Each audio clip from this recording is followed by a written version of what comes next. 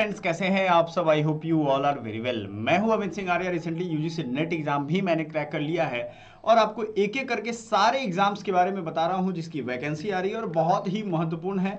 बिहार में अभी वैकेंसी की तो बाहर है भाई, ये बात तो मानना पड़ेगा। बीपीएससी से होगी सहायक शिक्षा विकास पदाधिकारियों की नियुक्ति। देखो, ये बहुत एक महत्वपूर्ण चीज है कि शिक्षा को अगर वाकई में बिहार सरकार सुधारना चाहती है तो जो बीच की कड़ी है उसको तो ठीक करना पड़ेगा। और उसी में ये नए पोस्ट बनाए गए थे, हमने आपको अपडेट दिया था। पोस्ट के माध्यम से फेसबुक और ट्विटर पे भी अब हम आपको अपडेट दे देते हैं। आप हमें वहां फॉलो कर सकते हैं, ज्वाइन हो सकते हैं हमारे से। व्हाट्सएप और टेलीग्राम ग्रुप तो हमारा पहले से है। अभ्यर्थियों की लिखित परीक्षा के बाद होगा साक्षात्कार। देखो, एक चीज याद रखिएगा, यहाँ पीटी टाइप एक एग्जाम आपका होगा, उसके बाद आपका इंटरव्यू होगा, है ना। अब इसमें थोड़ा डिटेल में हम बढ़ते हैं। न्यूज़पेपर में पहले चीजें आ जाती हैं, बाकी चीजें तो मैंने पहले बता दिया है आपको।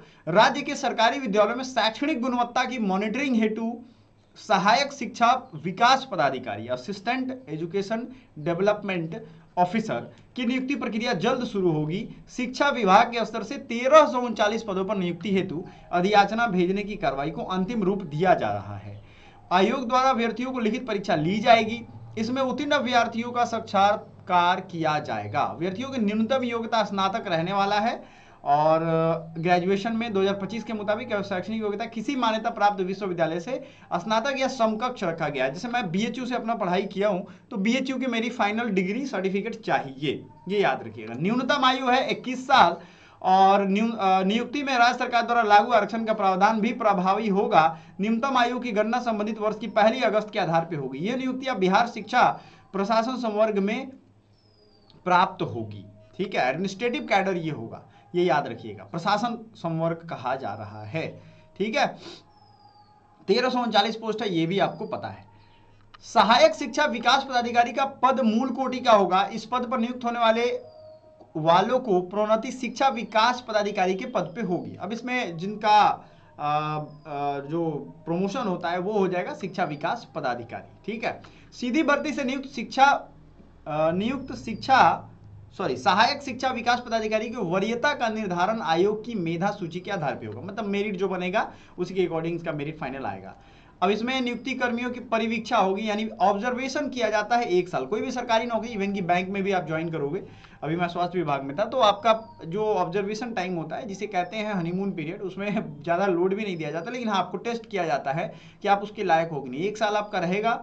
उस अवधि में अगर सेवा संतोषजनक नहीं होगा तो आपका परीक्षा का अवधि का 1 साल और विस्तार किया जाएगा ना, एक मौका और दिया जाएगा। यदि विस्तारित अवधि में भी आपने सेवा अच्छे से नहीं किया, मतलब मान लो आप उसमें भी काम चोरी कर रहे हो या कोई गड़बड़ी करते हुए पाए गए, तो नियुक्ति प्राधिकार ऐसे कर्मी को सेवा मुक्त कर सकेगा।